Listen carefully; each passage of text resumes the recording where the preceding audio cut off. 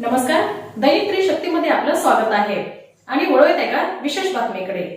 वाढत्या कोरोनाच्या संसर्गामुळे तुळजाभवानी मंदिरातील मोफत पासची संख्या 10,000 तर पेड पासची संख्या आहे 2,000 पर्यंत करण्यात आलेली आहे।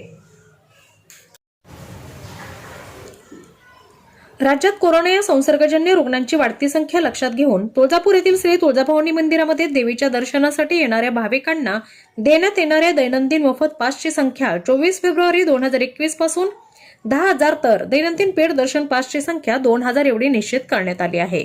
याबाबतचे आदेश जिल्हाधिकारी तथा श्री तुळजाभवानी मंदिर संस्थानचे अध्यक्ष कौस्तुभ दिवेगावकर यांनी दिले आहेत।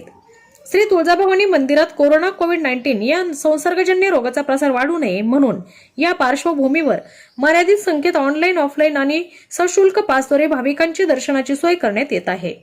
जिल्हाधिकारी श्री दिवेगावकर यांच्या 18 फेब्रुवारीच्या आदेशानुसार श्री देवीच्या दर्शनासाठी येणाऱ्या भाविकांना दैनंदिन मोफत पास संख्या 10,000 आणि दैनंदिन पेड दर्शन पास संख्या 2,000 एवढी निश्चित करण्यात येत आहे। भाविकांनी ऑनलाईन आणि ऑफलाईन पद्धतीने दर्शन पास घेऊन श्री देवीच्या दर्शनाचा लाभ घ्यावा।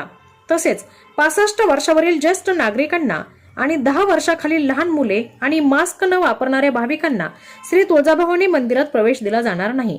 याची सर्व पुजारी बांधव, भाविक भक्त आणि नागरिकांनी नोंद घ्यावी असेही आवाहन तुळजापूर येथील श्री तुळजाभवानी मंदिर संस्थानचे व्यवस्थापक, प्रशासन तथा तहसीलदार यांनी केले आहे। शासन आदेशाद्वारे जाहीर केलेल्या धार्मिक स्थळे, प्रार्थना स्थळे या ठिकाणी करावयाच्या नियमांचे पालन करून भाविकांनी श्री देवीच्या दर्शनाचा लाभ घेण्याचे आवाहनही करण्यात आले आहे। दैनंदिन निर्जंतुकीकरण, सामाजिक अंतराचे पालन, मास्क आणि सॅनिटायझरचा वापर या बाबीही सर्वांसाठी बंधनकारक राहतील।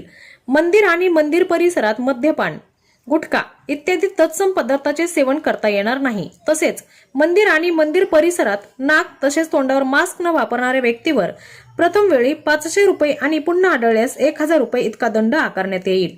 घरी रहा, सुरक्षित रहा या संकल्पनेतून 65 वर्षावरील ज्येष्ठ नागरिक आणि 10 वर्षाखालील लहान मुले, भाविक भक्तांनी श्री देवीचे दर्शन संस्थानच्या अधिकृत संकेतस्थळावर घेऊन मंदिर प्रशासनास सहकार्य करावे। नो मास्क, नो एंट्रीचे पालन करावे असेही आवाहन तहसीलदार यांनी केले आहे।